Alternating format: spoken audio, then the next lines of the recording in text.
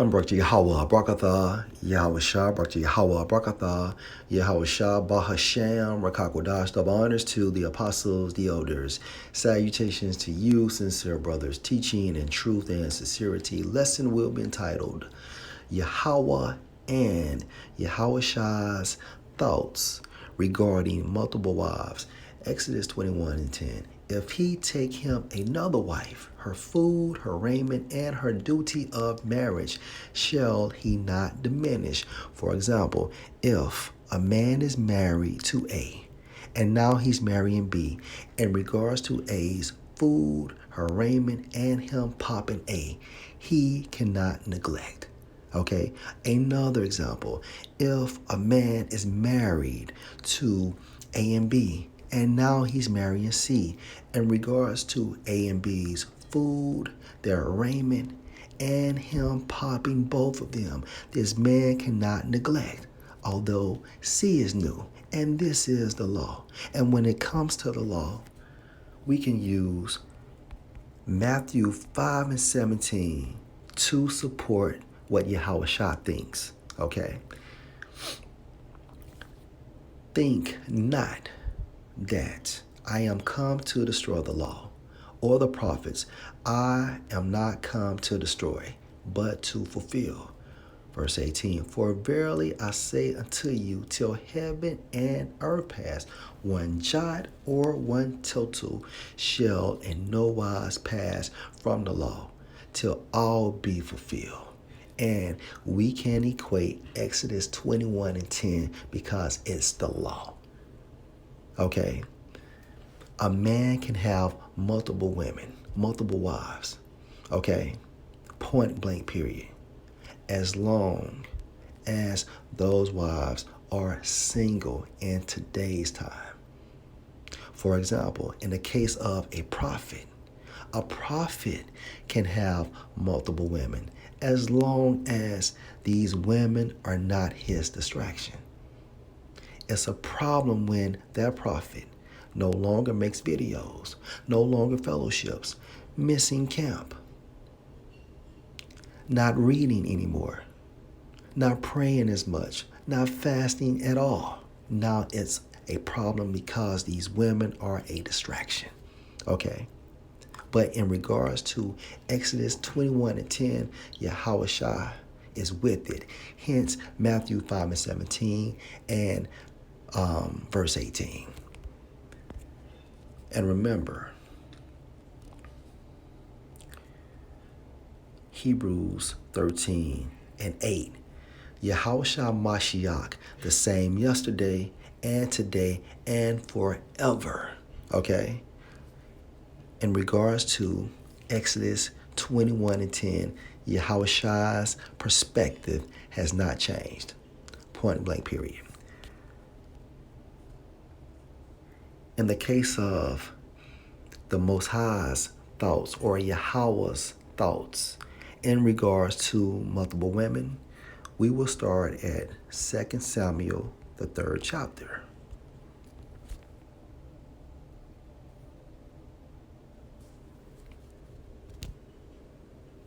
Chapter 3. Now there was long war between the house of Saul and the house of David, but David waxed stronger and stronger, and the house of Saul waxed weaker and weaker. And unto David were sons born in Hebron, and his firstborn was Ammon of Ahinoam the Jezreelitess, and his second Chileab of Abigail, the wife of Nabal the Carmelite, and the third Absalom the son of Maacah, the daughter of Talmai, king of Geshur, and the fourth Adonijah the son of Haggith, and the fifth Shephatiah the son of Abital, and the sixth Ithream by Eglah David's wife. These were born to David in Hebron.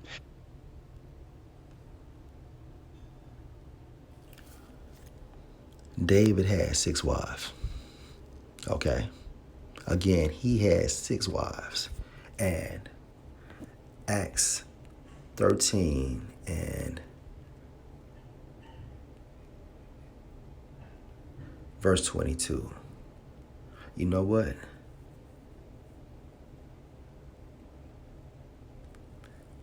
Let's start at 21. And afterward they desired a king, and the Most High gave unto them Saul, the son of Kish, a man of the tribe of Benjamin, by the space of 40 years. Verse 22.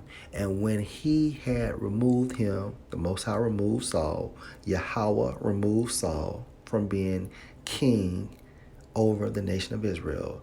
He raised up unto them David to be their king, to whom also he gave testimony and said, I have found David, the son of Jesse, a man after my own heart, which shall fulfill all my will. And guess what? King David had 6 wives, and the Most High was okay with it. Hell, he even said that King David was a man after his own heart. So regarding Yahawah's perspective, when it comes to a man having multiple women, he's with it. Okay? Another example.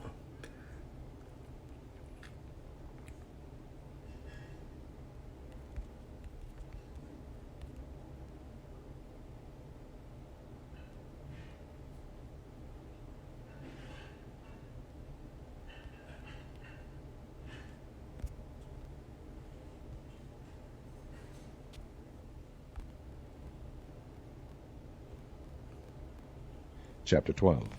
And the Lord sent Nathan. Let's start at 2 Samuel 12 and 1. Chapter 12.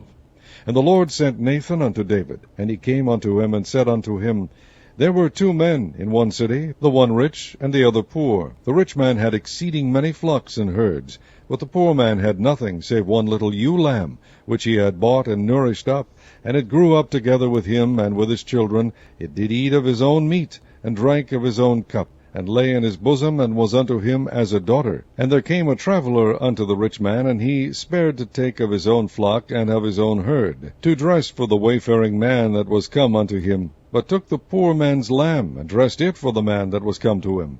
And David's anger was greatly kindled against the man, and he said to Nathan, As the Lord liveth, the man that hath done this thing shall surely die, and he shall restore the lamb fourfold, because he did this thing, and because he had no pity. And Nathan said to David, Thou art the man.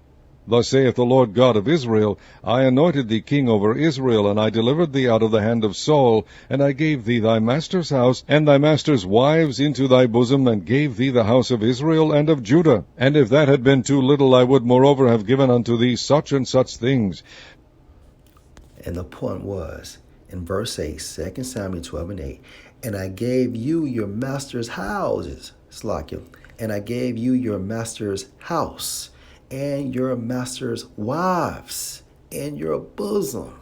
Okay, let's read this in the NLT. 2 Samuel 12 and 8, I gave you your master's house, and his wives, and the kingdoms of Israel and Judah. And if that had not been enough, I would have given you much, much more, including more women. Because this is how David went off. He committed adultery. Okay? So yes, Yahawah is with a man having multiple women. Again, we can use Acts 13 and 22.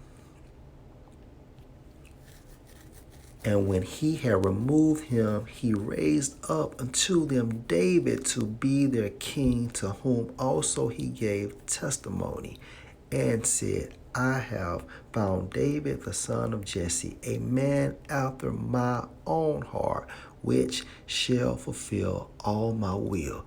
And guess what? King David had multiple women. Okay.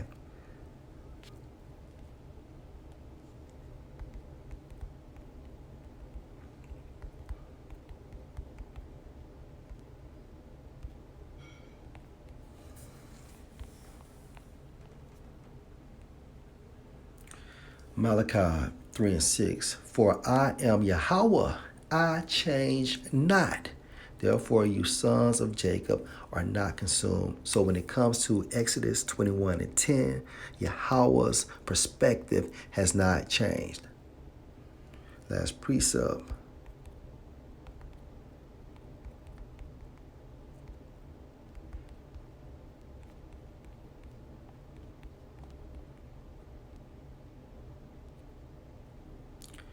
John 10 and 30.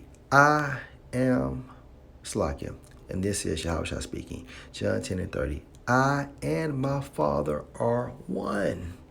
Okay? Meaning what? They are in agreement. And in regards of Exodus 21 and 10, it's lawful.